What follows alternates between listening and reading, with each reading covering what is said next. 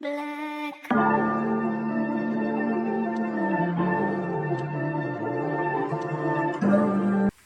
What's up, hi fam? Welcome back to another interview. Today I'm sitting with someone super special that's really hot right now. He goes by the name Gr8ful. How you doing, son? I'm good, thank you. How are you? I'm good, man. Came all the way from CPT. Yeah, thank you for having me. We're happy to catch you while you're in town, bro. Just for hype. Just for hype.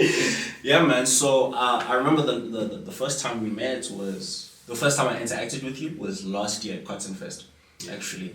And I remember Shishiliza was like, yo, let me bring my boy, and you guys do something with him first. And that was my first interaction. So can you tell me a bit about your relationship with him and how it developed, really? Please, actually remember that as well. Yes. Standing on the corner on the left. Yes, bro. bro. I remember, yeah. No, Bash has come on board and he's really changed the whole perspective and the game plan in terms of Gr8ful. I mean, he's kind of come on in an advising way, but he's also really just been looking out for me in the industry as well. He's taken on quite a bit. All of the music right now is executive produced by Shishiliza. Crazy. So he's been in studio, he's been like helping out wherever he can and just advising on, the right moves to make, the right people to connect with, and just kind of, guiding me within the industry and taking me to wherever I need to be or wherever it takes us. That's crazy. Can you give me like a small, because outside looking in we don't get to hear the conversations or the moments. Can you give me like a little story of when you guys kind of made a decision together, whether it's industry moves or a memory from studio? Yeah, I mean, like, even, like, I'll give an example of the latest one as well. We had a meeting, I think it was the other day, and literally I was just, it was more like I was speaking to him and it was like a therapy session. I was like, yo, bro, this is how I'm feeling and all of those type of things. So just allowing me and giving me that outsider perspective. So it's just those type of things that's, you can't really put any value towards it. It's like, it's really just the right guidance from the right person, because as you can see, like, the proof is in like what's going on. We're making some progress and we're doing our best at this stage, and he's just helping us to make sure that we're at that current stage.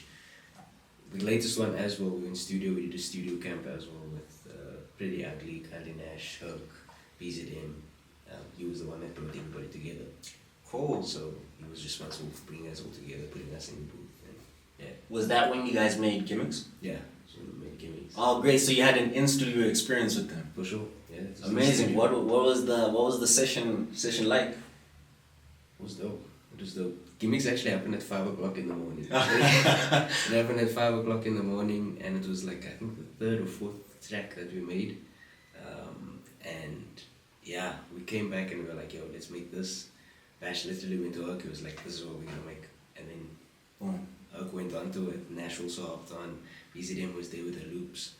And essentially from there it just carried on going, and as soon as Pretty hopped on, I went after him. I was like, bro, by all means, please. Either way.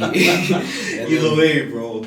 And then after that, I got on, and then it was from there, it was Nash and back-to-backs sort of thing. You can kind of see the flow of how the song went, which is exactly how it was recorded. Okay. But yeah, I looked at the time and my alarm was going off at like 5:30, so I was like, oh shit, sorry. It's crazy. No, you can, yeah. I'm supposed to be going to bed at this time, but I'm still up. So, I'm supposed to be waking up at this time, but I'm only going to bed now, so it's a bit crazy. That's crazy, and it's kind of interesting how, like, having spoken to artists, like, the best songs come at the weirdest moments. For sure. From a recording point of view. For sure. But since this is our first conversation, there's a couple of like introductory questions I'd like to ask you. Yeah. Alright, so what would you say is your earliest memory of music that you can remember? My earliest memory of music that I can remember. So do you mean like, as in like engaging with it, or like?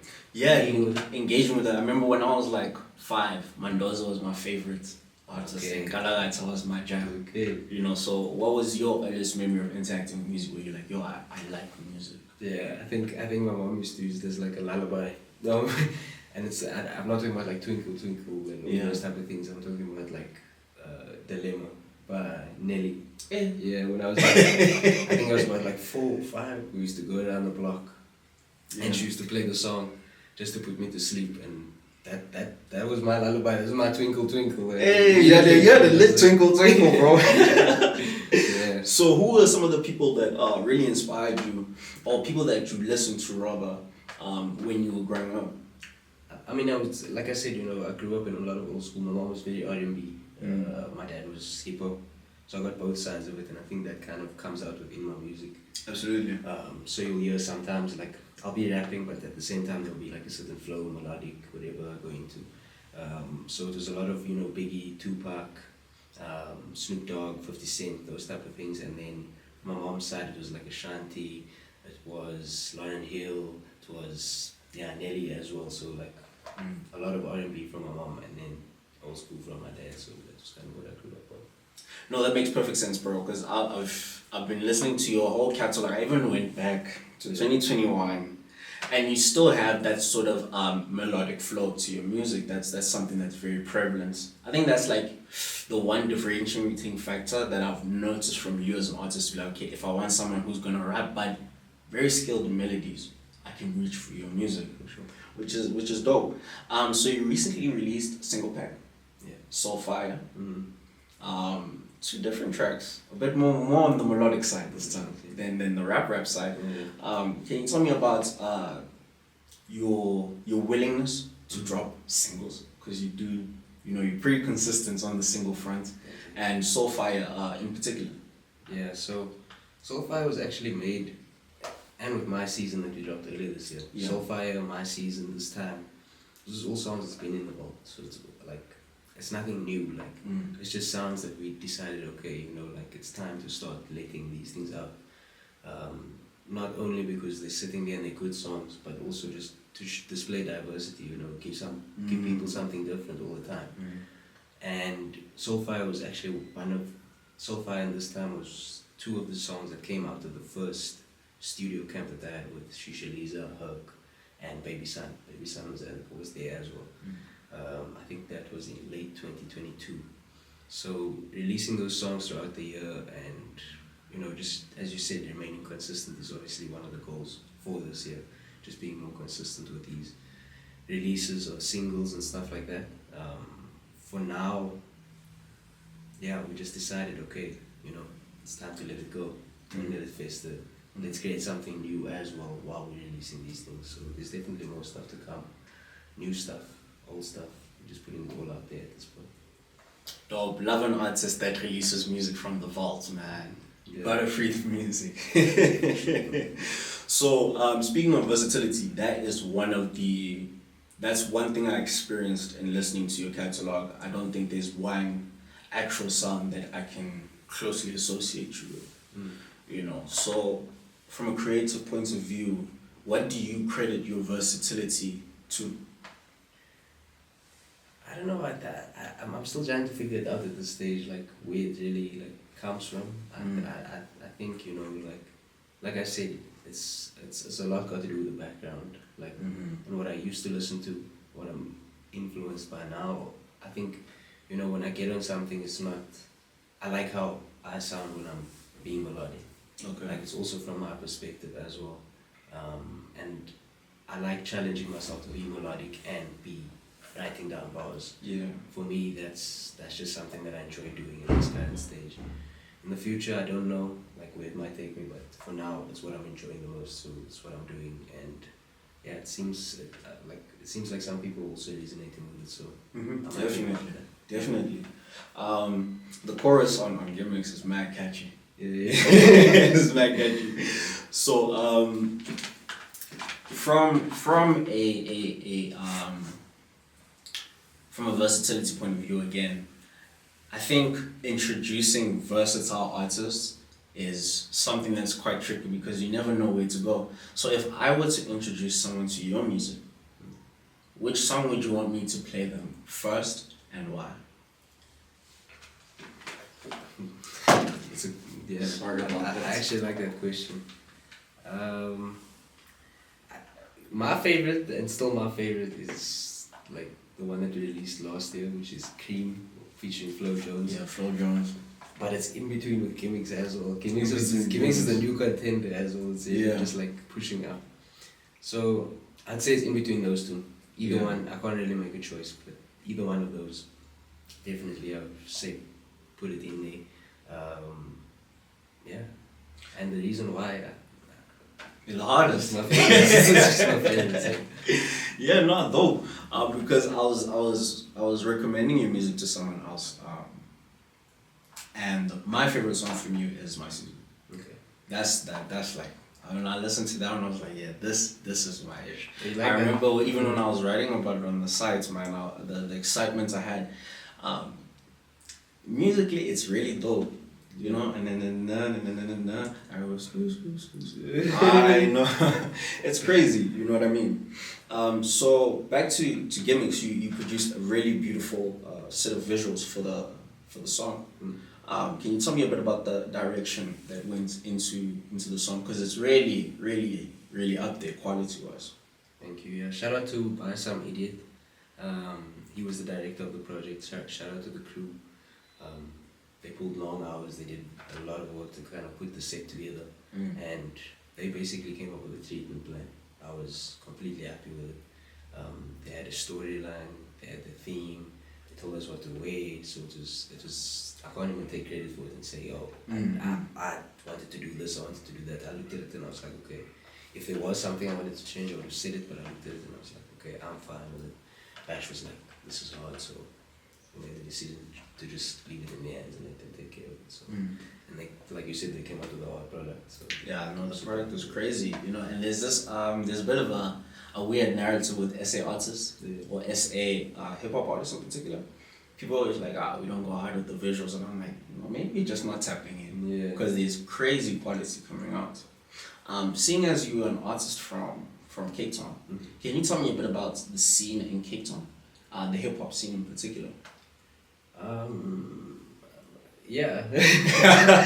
Not meant to catch you out, you know, but is it because I know people from KZN are like, it's the hip hop community is strong. There's just no media there, so it doesn't quite travel the way it's supposed to. I think so. I think it's that's exactly what it is, and also, you know, like, I feel like Cape Town, like, it's very hard to kind of, you know, make arrangements in Cape Town, like with certain things, like working with another artist, and that's why, like, what I'm trying to do right now is like start getting out there with the Cape Town artists. So I can't really say anything about the industry that much, because the main place where I've been active is Joburg. Okay. Like you said, you know, there's not that much media that's being placed within Cape Town, so it's hard really to know what's going on without actually following the people or seeing what's going on or hearing from it, where it's coming from, Joburg side. Which is also dope, because at the end of the day, we're under one umbrella. This is South Africa. So I don't think it's even two separate entities. I think it's just something that needs to be kind of bridged together.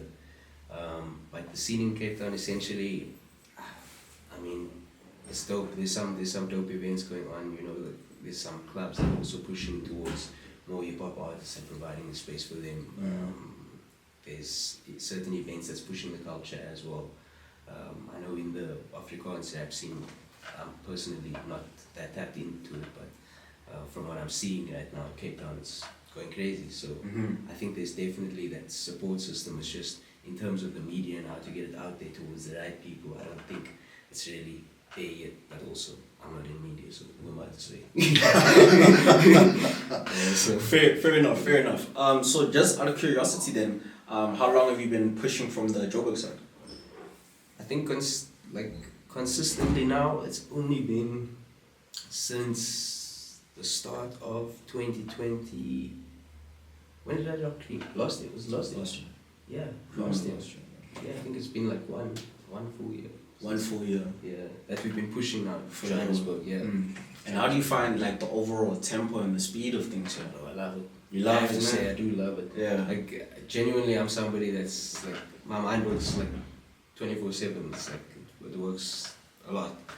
And sometimes I don't like to sit with things for too long, and I don't like to, like, if I write a song today, But at 2 weeks time, I'll probably think, okay, I don't like the song anymore, and I'll be like, okay, it's done. But like the tempo of Joburg and stuff like that, and having to keep it up is constantly allows you to create new things. Where you get that idea out, and then you're able to push it. Okay, let's get that out. Let's go on to the another. Let's go on to the next one. You're giving yourself space to create new ideas, which is essentially what I like to do and how I like to work. So yeah, I'm really enjoying it. To everybody that I've met in the industry, I don't think I have any bad words to say about anybody. Like no beef, no ups. Be cool. Unity in SA hip hop, please, guys. Unity. So that got me wondering a bit about your creative process, because outside looking in, you seem like someone super hardworking, super into the craft of it. Which part of making music do you enjoy the most? Because there's the making of the music, and then there's like the world that exists around the music, you know, your image and things like that. So what's your favorite part about creating music? My favorite part is always just gonna be writing, like the process of being in the studio. I think there's a lot more things that I'm learning about that ties into just music itself and the creative process. I mean, you have the marketing, which is obviously a big thing. You have social media, which is your content and stuff like that. But at the end of the day, I got into it because I love music, and I love making music. I love writing music. I love coming up with certain melodies. I love challenging myself to hop on different beats. I mean, Soulfire and Cream, compared the two, it's two different worlds. So I think being able to, you know, create my own world in music and write, that's what's gonna be my favorite. So you know, a lot of artists nowadays, like I'd say globally, man, everyone does it. People love to punch in. You know, that's a really popular style of recording. Are you someone that punches in, or do you actually sit down and pen things down and then you go onto the mic? Yeah, I was actually thinking about this in the car as I came here. I need to say it. Shout out to Baker, shout out to Amin, because they actually changed the way that I make music now. Yeah. Amin allowed me to get on his like FL, whatever. I don't know if I'm allowed to say that, but yeah, anything goes. Anyway, and Baker set me up with a preset. Yeah. And from then, like, it's hardly been like that much writing. It's been like ideas, and I just hop in like straight away. So I'm in studio, like it's never just like, okay, the beat is playing, I'm writing towards the beat, because that's how I used to do it. Now it's me being behind the mic, listening, and then hopping on at the same time. So it's like that punching type of thing. Okay. Just with like ideas as guidance. So yeah, that's definitely how I'm doing it. Shout out to them, really. And the guys you mentioned are heavy. Shout out to them for real. Yeah, they're really talented. Definitely. Really talented. Alright, cool. So you mentioned having to challenge yourself through music.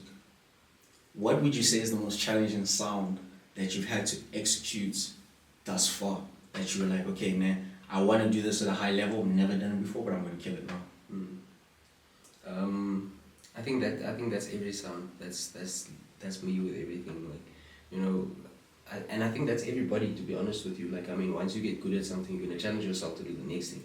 You're not gonna stay in grade 1 forever. You'll be like, I'm gonna ace this thing every time, you know. So I think it's basically with everything and with every song, I'm trying to come up with something new and try something different, hop on a beat. I mean, what's the worst that can happen? It's not cool. There's like nothing. So essentially, like, you know, constantly just challenge myself to be able to, you know, push that boundary and continue to push that, because otherwise it's going to start getting monotonous. I'm going to start getting comfortable. I'm going to start being like, okay, saying things to boost my head and all those stuff. I think that's boring. Yeah, constantly, the new work is always the most challenging work, and yeah, we're trying to grow. I think everybody is just trying to grow, push ourselves. Yeah. And push the sound, absolutely. And that got me thinking about, you know, with artists, with every artist, there's like sort of something they represent. You know, Drake has his thing, Loverboy. Lil Wayne was like hard bars. You know, so what is your ethos and like the message that comes out naturally from you when you're creating music? Yeah.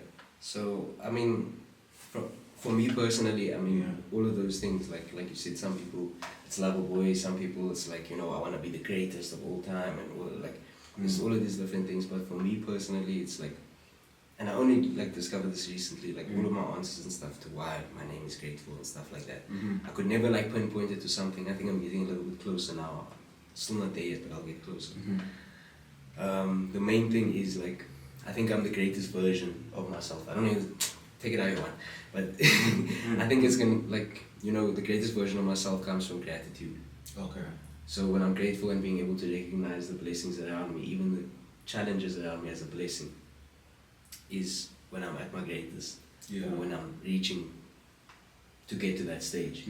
So essentially, to be full, you have to, essentially to be grateful, you have to be full of greatness. So yeah, it kind of plays into each other. It plays into each other, and that's sort of the narrative that I'm trying to push right now. Like everything relates to gratitude. I mean, you know, being able to look at Gimmicks. I mean, I think it was Tupac that said it, and he was like, you know, and anybody. I mean, doctors even speak about the side effects of medicine, which is supposed to be good to you. You get the antibiotic, you get the probiotic, you get all of these things.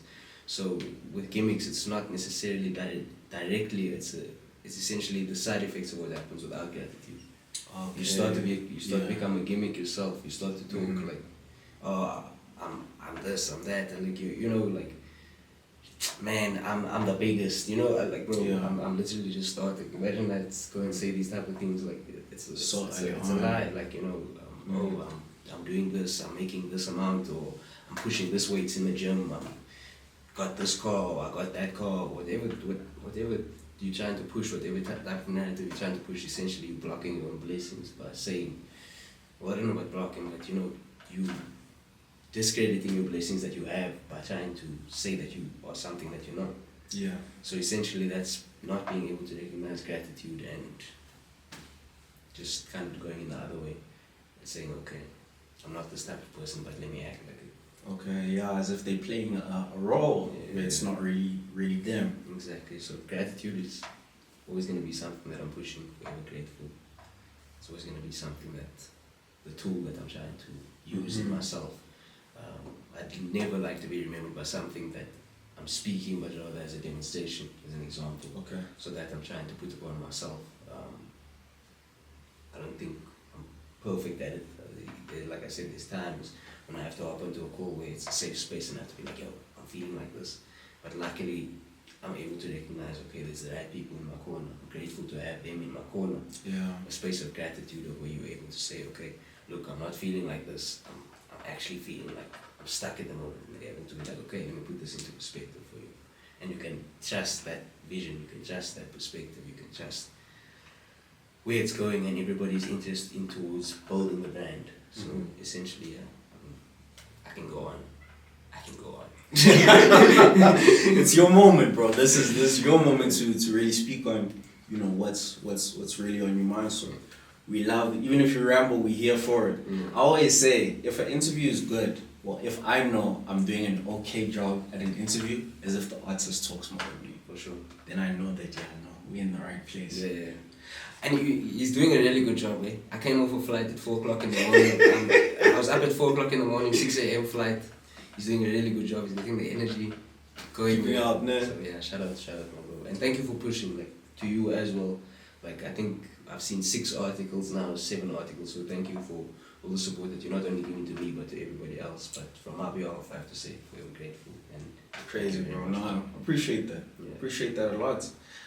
Talking about gratitude, greatness, those things come with, as you said, time and development. You know, you can't just achieve something when you're just starting out. How would you describe your development, either from things like songwriting or even things like mentality-wise, like your approach, anything that you've developed in comparison from the start of your career to where you are now? What would you say you've grown the most in? I mean, there's a lot of aspects that we can pinpoint, but if I were to say one thing, I'd say like responsibility. Just being able to take responsibility of where I am, what I'm doing, and, you know, being able to hold that responsibility. So taking into account that everything that's happening is essentially because of you. Like if you're in some sort of a rough space and stuff like that, that's you. Like if if you are up high, I'm not saying take all of that praise and say, it's all you, because definitely there's other people that are in the works with it. As well as, if something goes bad, there might be other people in the work in it, but you don't want to go and be that person to blame everybody else. And Absolutely. Like, it's this guy, that's why I'm here, and all of that stuff. You put your life in other people's hands, which is crazy. Yeah. So I think, taking a level of responsibility has definitely been something that's allowed me to develop within the space and allowed me to mentally just evolve and just become a little bit stronger in terms of how I'm approaching certain things. Yeah. I'm trying to continue to grow from that and still learn from that. There's still a lot to learn. I'm not saying I'm there and all of those type of things, but yeah, definitely that's Yeah, bro. Like I love to hear that from an artist, bro. Like, I'll just say your answers for my questions were very refreshing. I don't get the answers that I get from you a lot of the time, which is really dope. Okay, so in terms of the music, we've discussed your writing style, and we see how that writing style plays out in the music, your versatility as well. Given the grand, the grander scheme, you and your team know the grander scheme. Where do you envision like your music being consumed the most, or what type of atmosphere? So I'll give you an example. I remember there was someone that was tweeting badly about AKA's music, and he's like, "No, my brother, this one is for the sun roof down, and when the sun is out, feel good vibes. That's his music." What would you say you are either working towards, or is your space for your music? Okay. Yes. Good question. Very good question. I like your questions. It's very good. I don't think my space is something that is physical. I think it's mentally.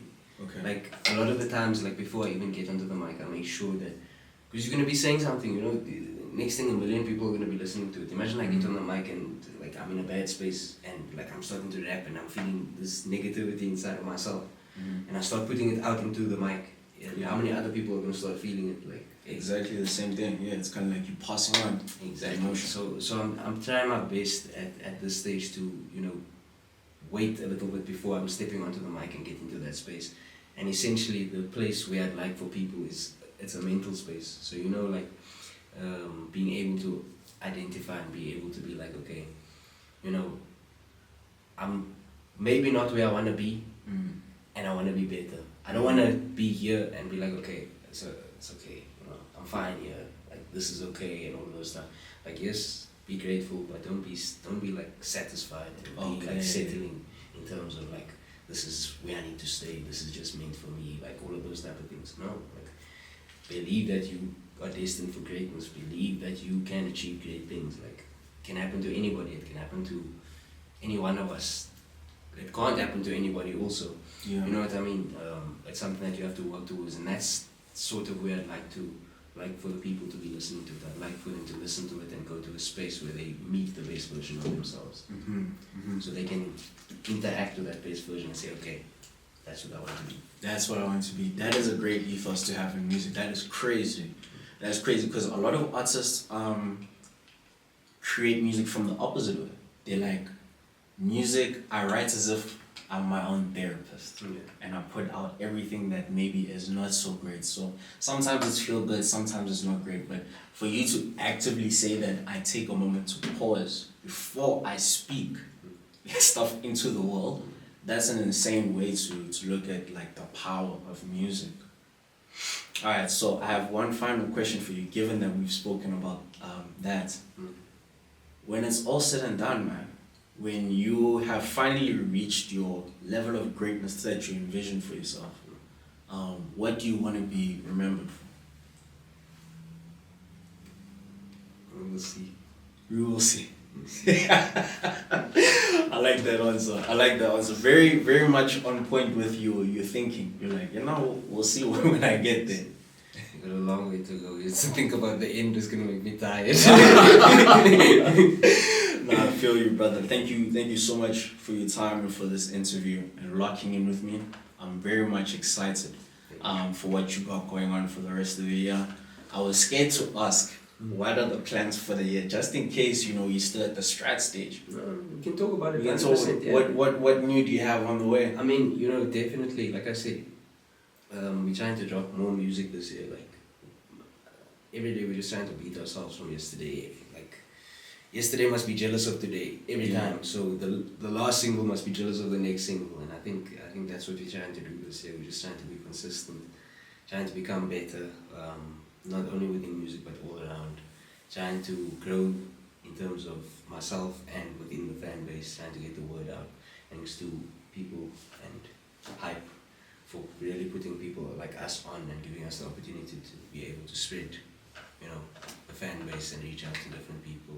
And I was speaking to Bash and he was saying as well, it was like, you know, you can be doing this interview and, you know, maybe not everybody's gonna be here because it's probably like the last segment, so some people might have been like out by now. You're like, this guy's just he's talking, whatever. But if there's like 5 people here, one person, not even 5, one person, we've done our job. Yeah. We've done a good job. Yeah. So that is essentially the plan, you know, just to get that 1% better, get that one person, take that one step, release that one single, do that one strategy, and complete it and let it roll. And from there get better, essentially, yeah. Crazy, brother. I love the mentality, but as I said, thank you so much for putting through this conversation. We must lock in again when you drop again. When you have your EP, your album, we've gotta lock in again, bro. We can do it in Cape Town. We can sunroof off, all these vibes and everything. Nice vibes, then. Yeah, exactly. It sounds like a good vibe. For sure.